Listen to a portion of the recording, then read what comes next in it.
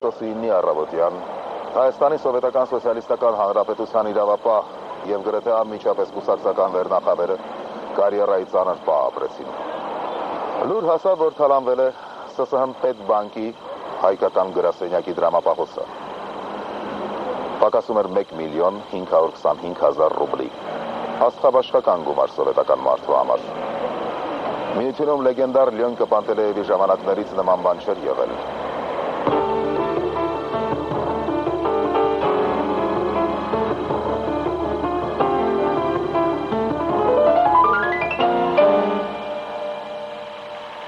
Անգամ շատ փորձառու հանցագործը չի կարող խուսափել թողնել հետքեր, որոնք նույնպես փորձառու քննիչին ի վերջո թույլ կտան վերարտադրել գործողության պատկերը։ Այս դեպքում առաջին հայացքից ամեն ինչ թվում էր առավելագույն պարզ ու հանդուգն։ Դեպքի վայրում հայտնաբերված իրերը գողության կատարման մեկ ուղի էին ուրվագծում։ Ծակել են վերին հարկի սենյակի հատակը, սողոսկել դրամապահոց, վերցրել փողը և նույն ճանապարհով հեռացել։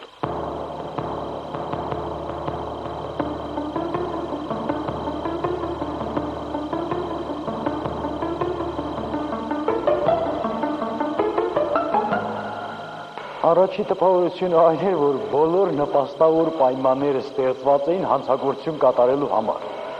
Ինչու՞։ Որովհետև հանված էր պատուհանները, ազատ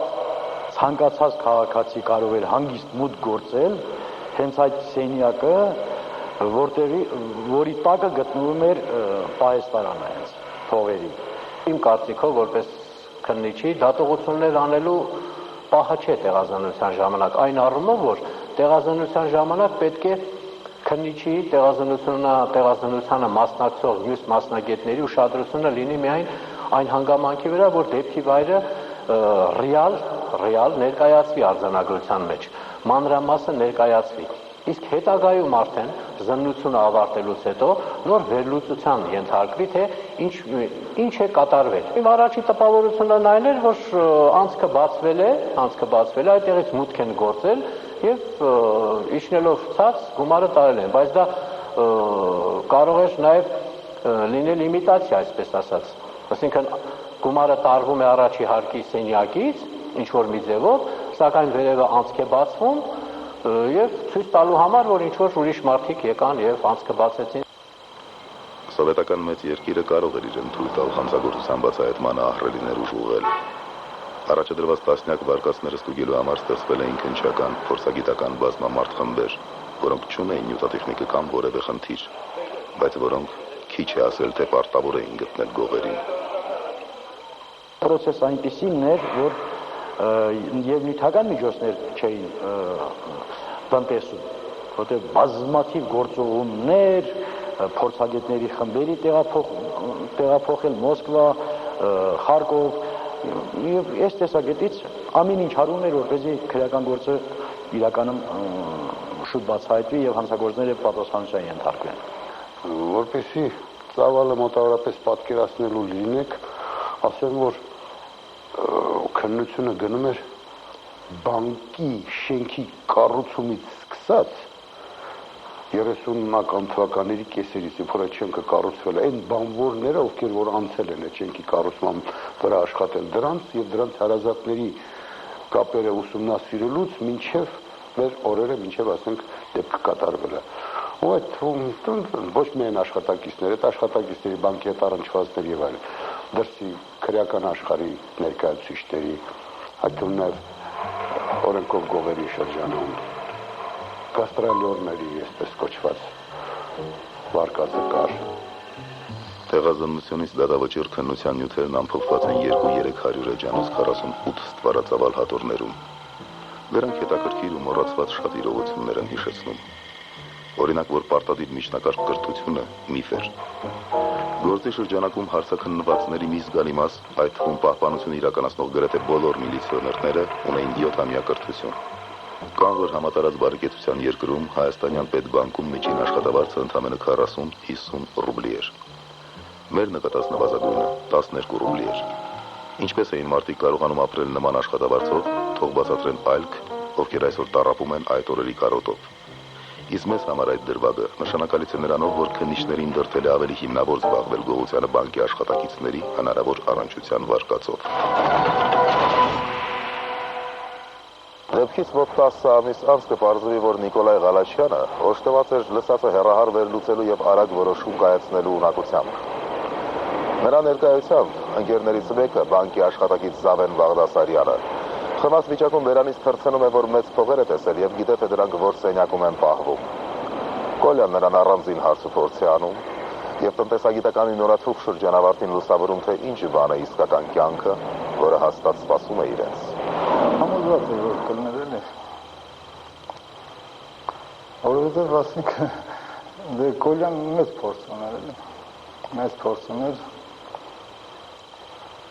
Երևի բանը ահագին մեծ մտավոր ընդունակությունների դեր մարդ էր։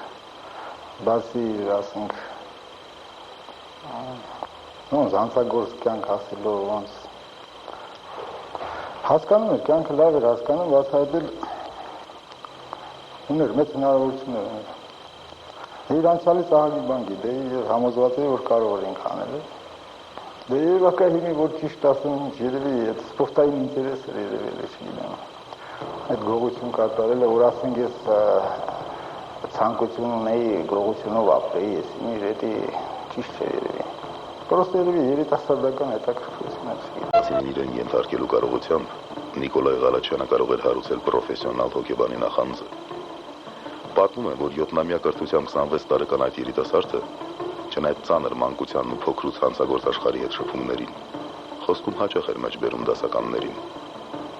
Ծնվել եւ մինչեւ 13 տարեկանն ապրել էր Կրասնոդարի մարզում, բայց հորմայից հետո հոր եղբայրները որոշել էին երեխային տեղափոխել Երևան։ Դաստիարակության շարունակությունը ստացել էր փողոցում։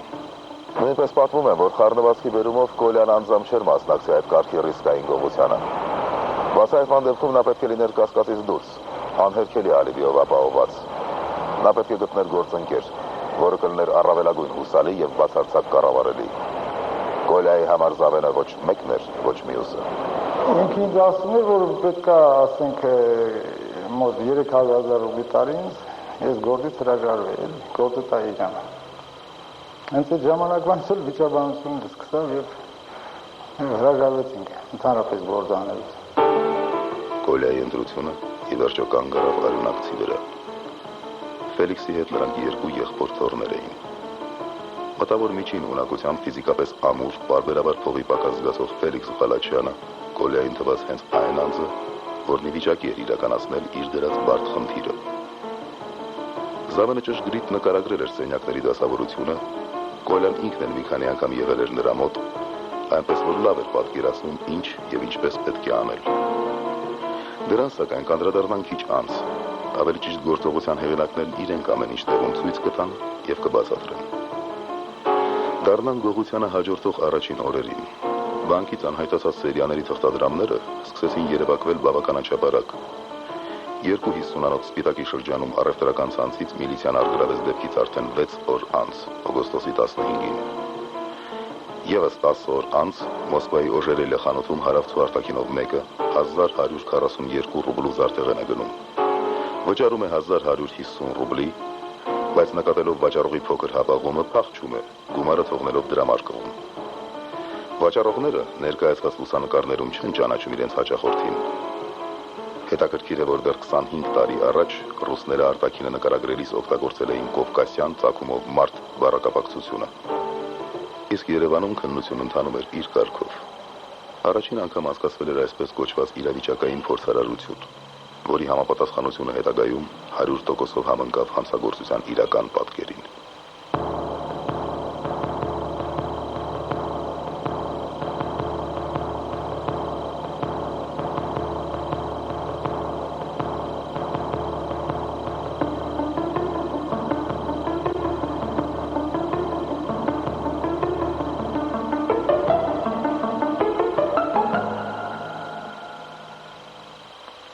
Բնական է,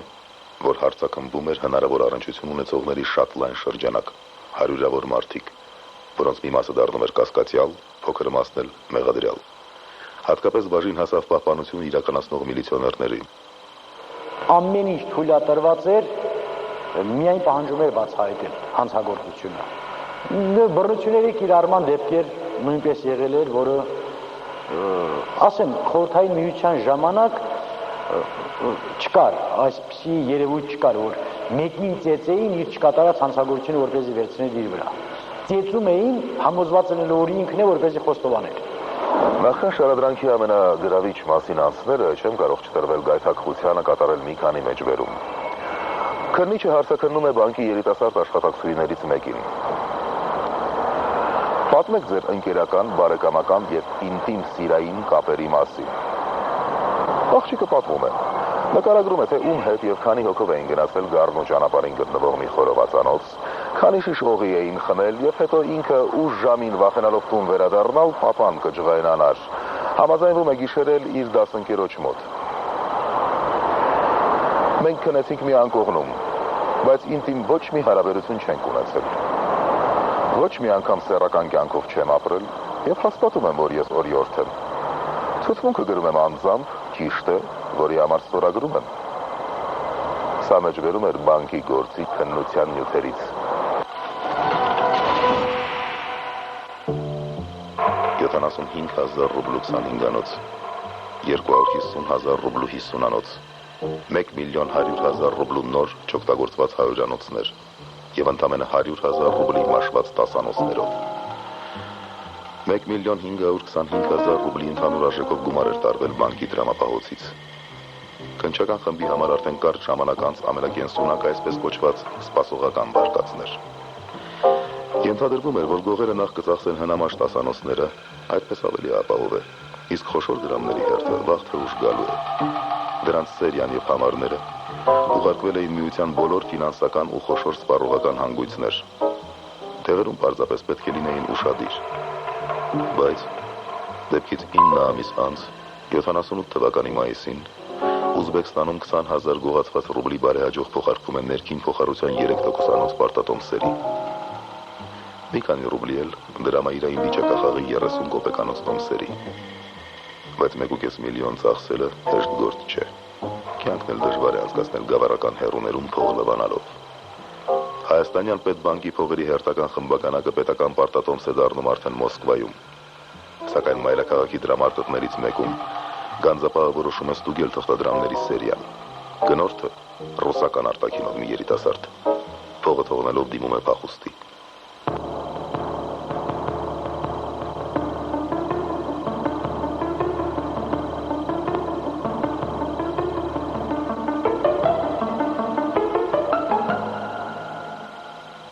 Քրեական գործում այդ պահից ակնհայտ խախտվում է զարգացման տրամաբանությունը։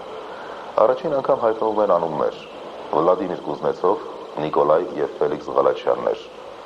Միմյանց հաջորդում է խոստովանական ցուցմունքների արձանագրություններ։ Հետաքրքիր կարևորագույնը, թե ինչպես բռնվեցին այդ մարդիկ, գործում բացակայում է։ Երևի հիշում եք, որ այդ օրերին հասարակ ժողովուրդը համակրանքով էր խոսում գողերի եւ դառնությամբ նրանց բռնվելու մասին։ Անգամ սովետական միության հանդեպ չարացած մարդիկ գուցե այլ կերպ մտածեին, եթե ամեն ինչ պատված չլիներ գաղտնիության շղարշով, եւ հանցախմբի ղեկավարի դիմանկարն էլ հայտնի դառնար ոչ 25 տարի անց։ Բավականին խելացի տղա էր, չունենալով նույնիսկ միջնակարգ լուրջ կրթություն, ուներ լավ տրամաբանություն, կարողանում էր ստեղծված իրավիճակներում ճիշտ կողմնորոշվել, բայց բազային գիտելիքների պակասը միշտ հնարավորություն չէր տալիս, որ ամբողջականորեն լուծի այս կամ այն պրոբլեմ, այդ թվում նաև հենց այս կողությունները, որոնք կազմակերպել էր։ Կոլյան բնավորությամբ եւ ասենք ֆիզիկապես եւ հոգեվոր բնավորությամբ շատ ամուր մարդեր ենք։ Մոխելով գիտակից մարդեր։ Ժամանակի եւ պայմանների մեջ շուտ կողմնորոշվող։ Երևակայի ավելի շատ այս ժամանակի մարդեր, քան թե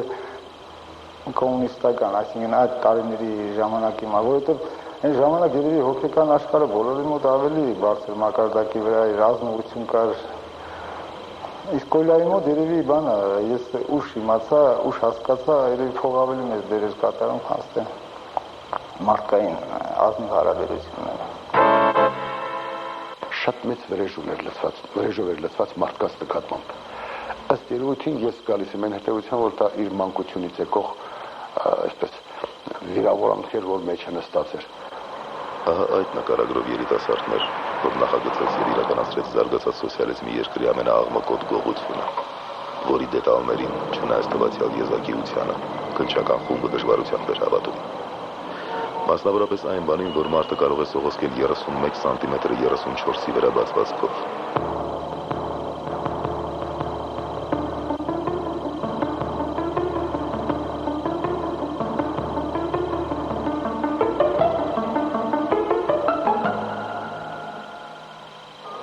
Թերևս արժե հանցագործության նկարագրությունը նախորդել երկրորդ գլխավոր անձի ներկայացմամբ։ Ֆելիքս Ղալաչյան, ծնված 1950 թվականին, ամուսնացած, 2 երեխայի հայր, ըստ ճանաչողների անմիջական ու պարզ մարդ, նաև շուտ ազդեցության տակ ընկնող։ Իր ու Կոլյայի հարաբերությունները հետևյալ կերպ է նկարագրել. Նա ինձանից խելոք էր, ես ամեն ինչում նրա ասածով եմ շարժվել եւ մտածում եմ այդպես ճիշտ կլինի։ Նրա ամեն խոսք ինձ համար օրենք էր։ Գյուղում ծնվել, մեծացել էր, աշխատել էր, հաճախակի գնացել էր արտագնա աշխատանքների։ Ես քննության ժամանակ, եթե չեմ սխալվում, հարցաքննել եմ նաև իր ուսուցիչներին, եթե չեմ սխալվում, բայց նրա առաջադիմության թերթիկները նույնպես հանվեց, թե ինչպես է սովորել։ Միջակ, եթե չեմ սխալվում, միջակ ընդունակություն, միջակ սովորել էր միջակ առաջադիմությամբ եւ սովորական մի անձնավորություն։ Եվ այսպես պետբանկը թալանելու որոշումը կայացվել էր, իսկ իրականացման որոշումը հապաղում էր։ Հայտնի չէ, թե այն եւս ինչքան կուշանար, եթե դժբախտություն չպատահեր։ Կոլյան ենթարկում է ավտովթարի, տեղափոխվում հիվանդանոց, բանկում նույն օրերին նորոգման աշխատանքներ են սկսվում։ Ալիբին կա, ինքը հիվանդանոցում է, մնում է համոզել Ֆելիքսին գործել միայնակ, իսկ դա անհնար չէ։ Օգոստոսի 4-ին Ֆելիքսը գնում է Կոմերցիոն այգի, վերցնում նախապես այնտեղ պահված գործիքները եւ գիշերը հարևան շենքի ձեռնահարկից փորձում ծակել բանկի սեմինար պարապմունքների սենյակի պատը։ Գործը մնում է կիսատ։ Հաջորդ գիշերը Ֆելիքսը նկատում է, որ քիչ սենյակի պատուհանի շրջանակը հանված է։ Մտնում է ներս, անցնում պարապմունքների սենյակ եւ սկսում ծակել դրամապահոցի առաստաղը։ Չնայած արտասովոր ուժին, մինչև լույս կարողանում է ընդամենը 5 սանտիմետրանոց բացված կանել։ Ամեն ինչ թողնում է տեղում եւ հեռանում։ Օգոստոսի 6-ին բետոնը վերջապես տեղի է տալիս։ Ընդ որում, Ֆելիքսը կիրառել էր մի հնարք, որ ժողովրդական լայն զանգվածները հետո համարում էին հնարամտության գագաթ, որպեսզի ջարդվող բետոնի բեկորները աղմուկով չընկնեն հատակին, փոքր անցքից ներս էր մտցրել հովանոց եւ բացել այն։ Բայց ինչպես պարզվեց, դա նրա գյուտը չէր։ Այդ նրբության հաշվի առնելը եւս Նիկոլայ Ղալաչյանի քրեական տաղանդի արգասիքն էր։ Ամառ էր, շոգ էր, բակում նստած էինք, Կոլյան եկավ տաքսիով կանգնեց, եկավ տաքսուցիչով, եկավ մեր կողքը նստեց։ Ոնց եք, ոչ եք, ինչ կա, ինչ չկա, ասեցի ոչինչ, լավ ենք։ Ասեց, բա ես էլ հիվանդանոցում եմ պարկած, շատ շոկ հա։ Կարին չգիտեմ ինչ անեմ, այդ արևի տակ արևը ընկնում է վրաս, ոնց անենք, որ այդ արևը չընկնի վրես։ Հա։ Ասեցի, մի բանով կարելի է փակել։ Ասեցի, ինչ հարմար բանկ ունենաս, որ տանենք փակենք։ Ասեցի, նայրայի փոքր զոնտիկը ինձ թվում է հարմար կլինի, երևի որ տանես փակես։ Հա։ Ասեց, ասի մեծ զոնտիկ չունեմ, նայրայի փոքր զոնտիկն է։ Ու աղջկաս փոքր զոնտիկը տվեցի, կակաս նոր է գնել էի խանութից։ Տվեցի զոնտիկը, տորով այդ զոնտիկով իր գործողությունները կատարեց։ Հետո որ գնաց, տաքսին կանգնած էր, ինքը ասեց, Կարեն որ ռազը գա, ռազին չասես, որ ես եկել եմ քեզանից զոնտիկ եմ վերցի, ես ասեցի դրա մեջ ինչ կա, որ ռազմիկը չիմանա։ Հա, հո գախնիկ չի դա։ Բայց չէ, թող ռազը չիմանա, էլի։ Ինչևէ գործն արդեն արված էր։ Ազգականները հաշվում են փողը։ Ֆելիքսը սևորվա համար 100,000 ռուբլի տեղափոխում է Լենինական, թողում տամբակում։ Մնացածը տեղավորում են մետաղի արկղի մեջ, բայց երկաթուղային կայարանում քիչ է մնում ամեն ինչ ջուրը թափվեր։ Միլիցիայի ավակի կպչուն հարցուփորձից մի կերպ ազատվում են 30 ռուբլի կաշառքով եւ համոզելով, թե արկղի միջին արտասահմանյան ձայնագրիչ է։ Ողջույն Ռուսաստան, ուր սպասում են աղջիկները, ռեստորանները, մի խոսքով, իսկական կյանք։ Ղալաչյանին սկսում է տանջել կասկածը։ Երևանում մնացել էին մարդիկ, ովքեր կարող էին խախտել իր հանգիստը։ Զավենը, որը տեղյակ էր գողության նախագծին, եւ Կարինեն, ումից վերցրել էր Հովանոց։ Ֆելիքսն էլ վրադիր։ Եթե Կոլյան իրեն նեղություն տալ լուրջ զբաղվել այդ մարդկանց վերացնելու պլանով, դժվար թե նրանք ապրելու շանս ունենային։ Բայց նա գնում է նվազագույն դիմադրության, քիլլեր վարձելու ճանապարհով։ Սպանություն կատարելու առաջարկով դիմում է ընդհանուր ծանոթին, որը սակայն հրաժարվում է։ Ես դե իմացա այդ մասին, իմացա արդեն կալանավարից վերադառնալուց հետո, ճիշտ ասած, ասենք այդքան դժվար պայմանների մեջ ապրելուց հետո ինձ թվում էր, որ ես ինձ վրա երևի ազդեցություն չգործեց։ Կսպաներ կամ չէր սպաներ իր գործներ, բայց երևի չէր սպաներ։ Ամբողջ քաղաքը խոսում էր այդ մասին, որ գողությունը կատարվել է երեխայի զոնտիկով, մտածում եմ, որ ես կարող եմ պատահել ինչ-որ որևէ մեկի մոտ նման արտահայտություն անեմ, որ գիտեք Կոլյան եկել է իմ երեխու զոնտիկը տարել է, ուրեմն այդ գողությունը կատարվել է իմ աղջկա զոնտիկով, բայց ես նման բան չէի մտածում, մտքովս էլ չէր ասում, չէի հիշում դաշը, որ ես իրան զոնտիկ եմ տվել։ Հետագայում Կոլյան խոստովանում է, որ ծրագրել էր սպանել նաև Ֆելիքսին։ Նախնապես, սակայն, ուզում էր պարզապես ազատվել նրանից։ 78-ի հունվարին, երբ Ֆելիքսը Ռիգայում էր, նա սիրուհու նաև փողերի հետ գալիս է Երևան, եւ միայն կույր պատահականությամբ ժամանակ անց Ֆելիքսը Մոսկվայում փողոցում տեսնում է այդ կնոջը։ Ասում ենք, օրինակի համար, ասենք, մարդկանց նկատմամբ, իր ազգականների նկատմամբ, ազգական, ասում ենք, կարելի է այդպես վարվել ազգականին, ինչպես այդպես վարել։ Քմտիծաղ էր տալիս եւ պատասխանը մեկն էր, ես որ կարիքի մեջ եմ եղել, նրանք որտեղ են եղել։ Այս կարգի խոս պատասխաններից էր, որ ձևավորվեց մեր մոտ մարդ կերպարը։ Եվ ես այն կարծիքին եմ, որ Նիկոլայ Ղալաչյանը, եթե բանկի գողությունից հետո կամ մինչև բանկի գողությունը դա չաներ, մի ավելի ուրիշ ծանր հանցագործություն էր կատարել, պատրաստ էր։ Ուրիշ մարդ չէր նայ, իրոք հանցագործեր իր ամբողջ էությամբ, դա պատրաստ էր ամեն տեսակ բան անելու, հանուն նրա, որ ինքը իր եսը, իր նախանձախնդրությունը, այդ հոգեկան նախանձախնդրությունը, որ ուներ բավարարելու։ Դեռ մինչև բանկի գողությունը Կոլյան զինանոցում ուներ կեղծ աշխատանքային գրքույկ եւ անձնագիր։ Գողությունից հետո չէր թաքցնում, որ սիրուհու միջոցով մտադիր է հիմնավորվել Մոսկվայում, գնել իրավաբանի դիպլոմ եւ աշխատել դատախազությունում։ Եթե այդ ձեռնարկն էլ հաջողվեր, ապա բազմակետ։ Գիտեք, մեր ծրագրում շատ բան կարող էր ներկայացվել առաջին դեմքով։ Կոլյան ամեն ինչ պատմել է, Ֆելիքսը կրկնել է գողության դրվագները, կատարվել է կինոնկարահանում։ Ժապավենը դիտել են Հայաստանի կոմկուսի ղեկավարները, որից հետո այն անհայտացել է ոչ միայն քրեական գործից, այլև սովետական Հայաստանից։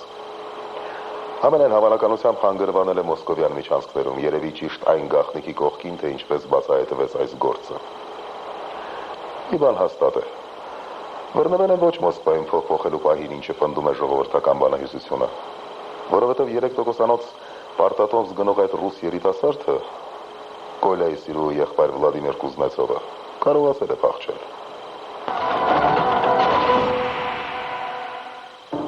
1979 թվականի մարտի 12-ին Հայաստանի Սովետական Սոցիալիստական Հանրապետության Գերագույն դատարանի դահլիճում հնչում է բանկի գործի դատավճիռը։ Ավելի ճիշտ, ոչ միայն բանկի, որովհետև զուգահեռաբար բացվել էին Նիկոլայ Ղալաչյանի մասնակցությամբ մի շարք այլ գործեր, որոնց թվում 1974 թվականին ոսկու գործարանից մի քանի տասնյակ կիլոգրամ զուլակտորի գողության փորձը։ Դատարանը որոշեց Նիկոլայ եւ Ֆելիքս Ղալաչյաններին դատապարտել մահվան։ Որպես անձ, որպես մարդ, արդեն ոչ թե որպես դատավոր, ոչ թե որպես քննիչ, ես կարծում եմ, որ մահապատիժ երևի թե կարելի էր չնշանակել, որովհետև վնասը ամբողջությամբ վերականգնված էր։ Եթե հետ ենք գնում ու այն ժամանակն ենք պատկերացնում, այն ժամանակվա իրավիճակը, պետությունը, օրենքները, դա փաստորեն այսպես ձեռնոց էր նետել պետությանը։ Պետությանն էր ձեռնոց նետել Ղալաչյան Նիկոլայը եւ դրա այդ հանդգնությունը պետք է ինչ-որ ձևով պատժ։ Դե երևակայի մարդկանց ոչ չէր եղել, ոչ էլ կարելի իրանց կնդակարել։ Փողի համար չարժեր, որ մարդ կնդակարեն։ Երևի նկատմամբ կարելի է մի քիչ նոր վերաբերվել, բայց դե ես Դե ինչ հասնողին ես ստացա չգիտեմ, իմի էտիթո դատարանի խղճի մնաճիշտ են վերաբերվել ինձ հետ, թե սխալ են վերաբերվել։